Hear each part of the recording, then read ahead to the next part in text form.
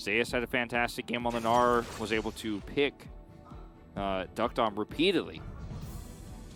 And I voted for him, Chronicler voted for him. He didn't end up getting POG, but it was a very impactful performance for him. So a lot of combos here and an insane front line for the Zeri in T1's draft. Let's find out where this Yasuo is going and if it's going to be a counter pick for the Gnar. Camille for Birdall would be so classic, or Irelia. Heimerdinger! Okay. Oh. Alrighty, so is this in bottom lane with Senna? Yes. Is Yasuo going top, or is it top Heimerdinger? I think it's going to go to the bottom lane. Okay, here we go. Is Yasuo going to be in the mid lane, or is Yasuo going to be in the top lane? Probably expect the Azir to go up against the Galio.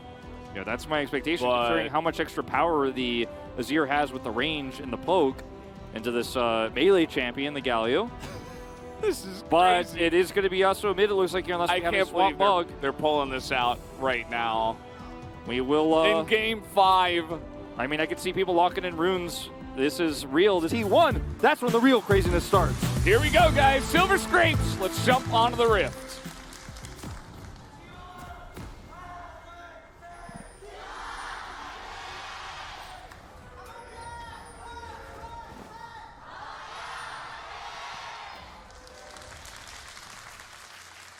Just wanted to make sure it was not going to be Showmaker playing Yasuo top, because that was also a possibility, but it does not appear to be the case here. And now a little turret spot. Ooh, Comet value. Yeah, so this is very interesting from Damwon. Like, we expected this with the amount of power that Blue Side has had for crazy picks to come out on red R5 specifically. And also for Leading the Zeri Yuumi push power, and the heal that the Zeri gets from the Yuumi is going to be less impactful here because you're basically going to be catching waves. Very difficult to gank a Heimerdinger lane as well for this reason, as long as he has his turrets up and is well positioned around them. They have heal and sustain with his Senna. Okay. Nice steal. Yeah, little invade here from Canyon, getting on in there as Canyon's still on the run with that phase rush. Conqueror proccing. But he's okay, gets out. Good trade for him, grabs some extra camp control. And the burst damage the Heimerdinger can have with his ultimate and actual items is insane. And I guess the idea here potentially is Heimer burst, Senna burst on top of it, like all that extra damage onto the Zeri. But the Azir should be just fine in this lane as the levels do come around. As now, actually getting in here, as Zeus is very far down the lane. He is going to flash, but the chase is on. Canyon, he'll flash himself, still on the chase, but will not be able to extend it. Yeah, unfortunate that there's no kill going down. Zeus is a little sheepish on the player cam, but he will escape here. And we'll have to use his teleport to get back to lane. Birdall going to get a little bit more control. He's going to try to freeze the lane closer to his turret. Showmaker has played the Yasuo mid 6 times, played a lot with the Yasuo Diana combo when that was meta. So, okay, this is a nice bait. Yeah, looking for it. Hex Flash comes in as just a little bit of harass. Canyon trying to make as much happen in the early game as possible. Not the first time he's done this in the series on the Poppy. As in goes Owner with his own red buff. Steadfast presence, pretty good. It's a very nice ability. Canyon making an impact in 2 lanes here early, neither leading to a kill, and the second one not being as good of a trade as the first, but Canyon has played, I think, some of the best games of League of Legends that he's played this season in this best of 5. It's crazy. Something that can be somewhat frustrating, but if the team is trying to chase you with this Yasuo comp that has a melee mid laner and they use the Azir ult early, you'll be away from the turrets anyways, Zeri, so it depends on the way the team fight pans out, whether that will actually be impactful. But if you're trying to skate in and be aggressive into these turrets, it can be very frustrating as the Zeri player. Not going to be dodging those. Those will stick to you. As you can see, just basically on cooldown here, Duckdom is putting them down and just going to give them Drake Prio. So first Drake, which is an Infernal, so a lot of extra damage here. This comp that needs it so desperately. It's a great start here for Damwon Kia in terms of this draft Prio setup. That's a check in that box. First Drake, that's a check. So things going very well here. Now Guma, like you mentioned, knows that he's just going to be kind of farming it out. Knows how this lane plays. Let's play our own game. Let's try to scale up on the Zeri. Starts Cull, Galio with Gnar. And they have Wukong's Cyclone, which is something that Poppy, you know, she can knock people away, but not the same sort of power there. See the trading on the top side. The Azir matches the Gnar range. So even in mini Gnar form, you're taking just as much damage, if not more, than you're giving as the Gnar. So it's not like you have that normal Gnar into melee X bruiser in the top side. It's a very different feel. Bertle here does have flash. May have to use it as Emperor's Divide as well, of course. Gets slowed. It might just be blown up 100 to 0, as there it is. Owner not level 6, so Emperor's Divide just going to push him away. Close call there. The Merc Tread's value here for Zeus has been pretty huge in terms of that trading. Trade back the range, but it won't be as painful since he did buy that first. Gets a little bit of extra movement speed too, so we can close the gap. As Canyon's setting up for something here, but no Emperor's Divide. Be risky to stick around. The Herald is spawning. Duckdom is down here alone. Senna doesn't have 6, and T1 looking to have full control over the second objective of the game here. Guma's even going to skate his way over. They have the long-range Faker engaged. I think Damwon Kia would do well to avoid this fight. Try to get some plates bottom side here since Zeri actually rotates over. And we might even see a lane swap here, potentially, with the Zeri coming up to the top side. Otherwise, wasn't really necessary to go up there. Will just be a free plate. She comes back down, so feeling pretty good about this two-plate exchange as Damwon. I came in a little late there, but they got the job done. Was worried. I think Kellen got all of it, by the way, as Duckdom, you're on vision. Not going to be unspotted here. And yeah, that threat of the insane pushing power that they do have is very annoying. It's just another way to get Sivir's pushing power into your comp, I suppose. Obviously, in a very different manner. There's a lot of poke from the Heimerdinger, especially as the levels come around, but I think Yuumi can do pretty well to deny a lot of that. We'll see if Keria does, in fact, go into some sustain items this time around, or will it just be Shirelius? Yeah, that's the question. I like the way you think on that, though. Like, I hadn't actually really considered Moonstone as an option here. And it could definitely really help against, obviously, the sustained poke between the Senna and those Heimer turrets. As Canyon's setting up for a gank here, potentially. Seems like they know. Yeah. Will it matter is the question. We do have Owner nearby. Yuumi ult too. Don't think they should commit. Spotted now, so see you later. Wukong. Yeah, and this game is so tense because there hasn't really been a heavy commitment outside of that top play to anything big or real. And both these comps scale very well in terms of what they want to do. The Zeri versus the Heimer and the Azir. So it's really just right now small. Yeah, so the Heimer also, he pushes for Drake setup like you talked about, then he can set up on the Drake. It's Bertle! Hey! Oh, man! That's a trade of flashes. Nice flash from Bertle, though. You have to be quick on that trigger. If he gets hit by that, he is dead.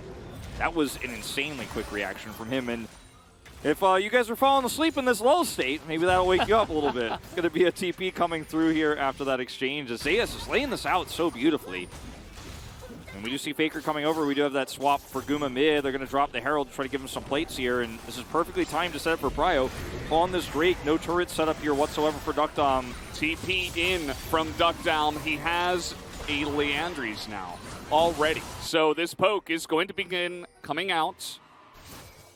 See how much Keria can do to mitigate that damage, as I was talking about before. No teleport for Bertle. He's top. Yeah, he's just sticking it out. Damwon wants to set up for a play. Is the Wukong, though. That's really difficult to get out. And Canyon has to flash away as Faker just going into the brush is going to take a huge amount of damage from just the Heimerdinger. As the rest of his team is coming in, Faker does not have teleport, but he could potentially jump into this fight. And meanwhile, Bertle is getting value topside. He's getting plates. He might get the whole turret, and you could trade second Drake for this. Okay, I thought there was the plates were covered. I was like, how many did he get? No, he's only caught in the one. He's been sitting under turret most of this game, but still gets a lot of value here topside. Will force a teleport. Cloud Soul. Cloud Soul, of it's course. Perfect. Of course. Oh, memes don't always have to end. Guma's just farming ahead, like about 23 CS ahead right now of the Heimerdinger. He's doing very well for himself. He's going to get a free 2 items, does not have to really miss anything. I think maybe he only got half of one plate mid or something. You know, he didn't get a lot of tower gold or plate gold, but he's living his best Zeri Yuumi life, you know? And on the side of DK, they do have an immense amount of scaling as well, right? Yeah. With the Azir, with the Yasuo, the Heimerdinger even. You could even say Senna, even though it hasn't had a lot of success nowadays. So everybody seems to be kind of on board the LoL state train right now.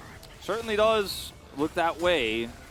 But only one team can take the train to Kong. Yeah. Sorry, I had to Bring it all back. All right, Showmaker's got an angle here. Oh, this is going to be a nice poppy ult. Yep, it's going to knock away the enemy jungler as Owner is now out of this fight. And the Toke is controlled entirely by the Heimerdinger. Nobody can get in here. That is the Rift Herald to the side of Damwon. Really nice, Showmaker will pick it up. Really nice stun there from Duckdom as well, following up on Faker's stopwatch that's now broken. And they can't turn at all. There's just too much range here on Damwon side there with the Heimerdinger alone, and Kellen is just sitting back freely. Showmaker just goes, okay, I'll just go straight back to lane here. We'll push this top turret. And Damwon, you know, winning this fight here will lead to potentially that first turret going down here, so a little bit of extra gold for them. But what I'm really trying, they want to get the second Drake or bust.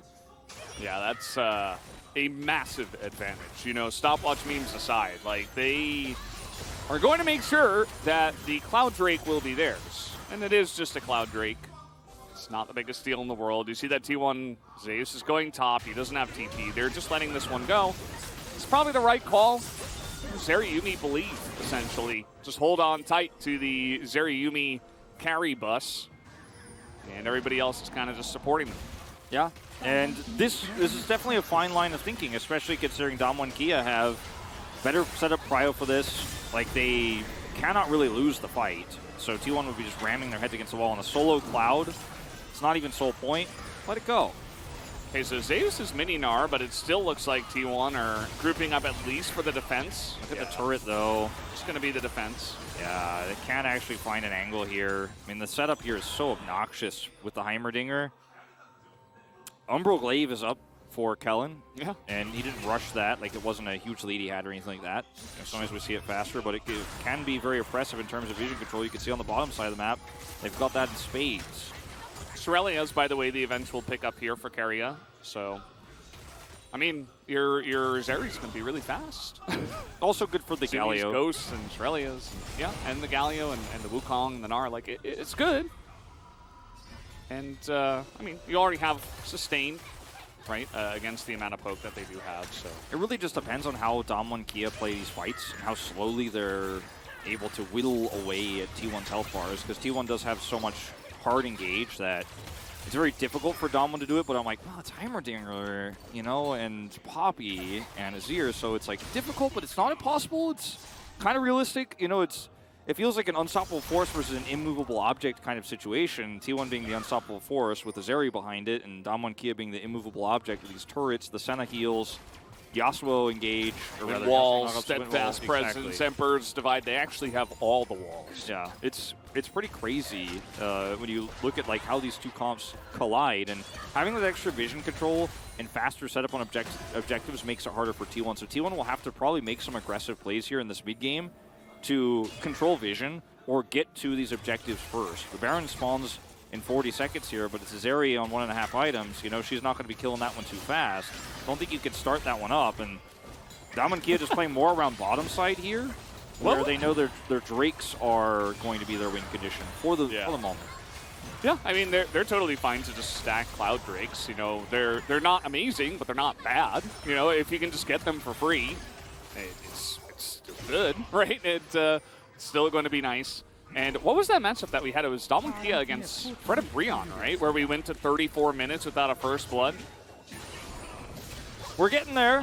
You know, those at Damwon have a little bit of vision, but they kind of have to group first because they need to be there first. And if they get stuck trying to enter choke points, it is not a fight worth taking for them either. Like, they don't need to force it. Damwon, okay, if you guys are starting that up, we'll go towards Baron, and then we get a little bit trickier. Yeah, especially as the minutes come by and people start buying more items, they get more money, more damage, then it's really going to begin starting up. You see that T1 is hanging around here. As Canyon, nope, he's got a buckler. It's really funny how, okay, hold that thought. There's the vision coming through. I think you're good, I think. Zeus wants to get an R-bar. Still available. The healing there from the Senna. DK group up once again as a team. Duckdom getting a nice amount of poke here onto Zeus. Controlling that brush very nicely. Yeah. And choke point goes over to Damwon Kia now, and turret value in longer exchanges like this, you know. D1 are going to have to group up a little bit more closely here. The poke is real. Even Comet poke coming through when we're doing this little damage. Adds up, I guess, with Leandri's. And Damwon are like, I'm going to get control of this, but I will not ever start it. That would be a silly thing This to do. is insane. I mean, come on. Like, all right, owner's in the pit. He's gotten in the back here. He should have been spotted. He will now if he wasn't. No. Yeah. Owner's clone now in the pit. They're going to try to pull this out once again. No vision here for T1 as a enlarged zap will go in there. No Narbar. He can't engage. Oh, no hit away from the Poppy. We might actually have it. Yes, the steal comes out from Owner. As now he's looking to get over the wall, and nobody will fight. Duckdom's like, get out of there, Canyon. We're not allowed to kill any champions. We have to break the record.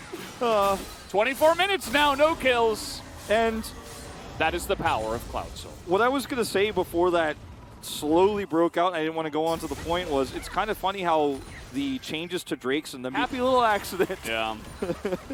Happy little CSing right now. I feel like, you know, we haven't talked about the items in a little bit. We can do that. Showmaker is really huge right now. As Guma, never mind, they're going to stop me from that as he flashes away and gets over the wall. And that is the power of Zeriumi, as now Showmaker is huge, like I was saying. Trying to get into that backline, but he can't do it alone. Even the wind wall is going to be put up there to try to save him. The engage a little bit overzealous from the side of DK, and they're going to lose 2 of their members as T1 now could look at this Baron. Yeah, there's a lot of turrets set up here to defend the turret push, but they won't be able to come over here and wrestle away Baron control. They can zone Birdall out, or rather Faker out, but this is T1 just saying this belongs to me. Duckdom doesn't have ult here. Birdall does. They do have an Azir. Turret's leapfrogging in. He has an Asher's Tooth. And a crown, which is now gone. Faker just going to get in there and say, no, we're just engaging on you. Big Emperor's Divide from Birdall, but very desperate at this point. Kellen desperately trying to do damage himself, will actually take out Owner, and the turrets are getting huge value as Duckdom just runs away, but eventually the Senna goes down, but they deny the Baron. I love the Duckdom zoom. It's like he's carrying while walking away. He's carrying the fight. And he does get away with his life. Gets a bit of and Void Staff just now completed for Duckdom. He's going to really actually begin doing some insane damage in these fights, especially if the turrets do not get cleared. He absolutely will. Faker very far away has ult. And, I mean, this is not Soul for either of these teams. It's Soul Point. So I don't think Damwon Kia should force this, but they could slowly try to put their turrets up here and collapse in. The problem is Faker has a really long-range taunt angle here into a very low-range composition here for Damwon Kia outside of the Azir. And this Zeri poke doesn't hit. Damwon win the war of attrition here, and they will be able to push this wave through. I mean, Azir and Yasuo will clear these so fast. Yeah, they have kind of shuffled T1 away from the river. And now turrets starting to get set up here for Duckdom. A little bit. The vision is still there. They can spot Canyon. That is going to be scanned now. Showmaker just elects to take that damage. I mean, both these teams are so tested in this final game. This is a crazy game. It is actually still pretty close, even with the Zeri in this position.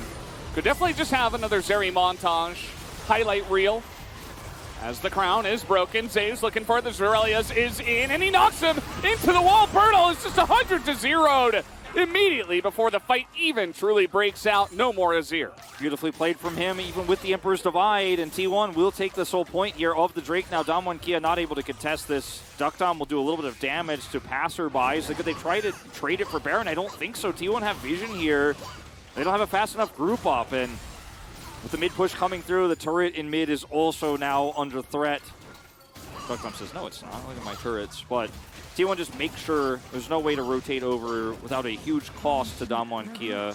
And with all this vision they have to clear, there's no sneak available. Now, they could just put some turrets up in these choke points and hope for the best here. I think that's exactly what they are looking to try to threaten the idea of. T1 sitting on Soul Point right now. No wraparounds, but no ults outside of Cyclone expended there. Zaya still has his, and an R-bar. Looks like 83 souls stacks right now. Probably could just push a single lane and look for side lane win conditions here as well, because the punish is just not that great damage-wise here for Damwon Kia. Yeah. I mean, you consider the carries on the side of Damwon Kia for just a moment. The Yasuo is incredibly fed, but it's not like we're playing Yasuo, Diana, Lee Sin, Senna, you know? As we're just going to press our buttons, Bertle has to flash just like that. As they do go in, yeah, a nice amount of poke damage, but again, the Yasuo's not going to be unlocked. There's a bit of poke damage, but is it effective from Duckdom? Not really. Okay, but they get the setup here on Baron. Choke point control. Where are those turrets? Not a lot of vision here for T1 as they move in. Stun going to land on the Zeus. He is not in Mega at the moment. Turrets go down so fast here, too, even from Faker's Q. Okay, Showmaker pretty powerful, but he's just going to have to flash away himself. Still get taunted at the end of this as Canyon is not going to have the knockaway, and it's going to be Yuumi who comes in and steals it. Are you kidding me? As Damwon Kia will not be able to go home with the Baron. Damwon Kia just one more reason to hate Yuumi. Once again in this spot, even though the turrets were getting focused down, Damwon Kia said, I could just put up another one, and Duckdom was holding the line there, and T1 were like, I cannot actually hard engage, I cannot walk into this, I will not do it. It's a wonderful being here in the League of Legends universe. And yeah, I mean, this push is going to be huge. You look at the side of DK, yeah, they do have a nice amount of wave clear, but seems like a little too late at this point in time. Can the Azir even get in range? I think the answer to that is absolutely no. There's the Poppy ult. He hit a ranged minion. Here it is, there it was. We all did see that. It's been a bit of a long one, you know. Sorry, like, you didn't have that much play, and I yoinked that one from you, but it's okay. Look, T1 with Baron, very threatening force. By the way, Staff of Flowing Water here coming through for Keria. Just getting another, shield amplifier here, and the Yuumi is going to become a big problem later on in this game, even without the Moonstone build here. The sustain is pretty big, and Damwon Kia have a huge front line they have to chunk through, and yeah, Void Staff's up for Duckdom, but Force of Nature, Maul of Malmortius, Banshee's Veil, like, the turret damage seems to be going for a really long time for it to actually break through all of those health bars. I mean, this is an extremely tanky composition that T1 is running with. Like, Zayas also has GA. So you have to kill these champions twice without an AD carry, without a mid laner who does damage. You do have the top damage dealer, but, like, Showmaker feels like a utility pick in this game gone wrong because he hasn't been able to really set up for big last breaths. Yeah, hasn't had big knockups. Like, this is what you were saying earlier. Yeah, it's like the knockups here are not too much. It just seems like an overcomplicated flex. I mean, Bertle on the Azir has been, he hasn't really done much. Maybe that's why he was playing. Like, maybe he's practiced this, but he's kind of just been sitting around getting killed by a Meganar, to be honest. That's not really having much play. And yeah, I mean, they're playing a very defensive comp with this, but it also means that T1 essentially get to do whatever they want and engage whenever they want, and so far the defensive comp has not worked out in any manner. Yeah, eventually you'll just get worn down. I mean, you could defend these waves incredibly well too with Duckdom. Like, look at how quickly it goes down, but eventually you do get caught. You eventually will, those turrets will lose their health. You will get worn down, and if you can't get prio for this Elder fight in 5 minutes, like, that's your timer. Like, I think this game probably ends in 5 minutes when that fight happens. And if you win it as Damwon Kia, you does say it's like, what the hell, man? But you're full build. And, like, I think that it is possible. And what a story it would be if he can pull it off. He has a great Emperor's Divide. Cannon splits the team in half. They win a 5v2 fight, 5v3 fight. It could happen. Like, I feel like I'm Angels in the outfield right now. It could happen. Like, it could happen, right? And it could occur. I hope the Damwon fans are praying.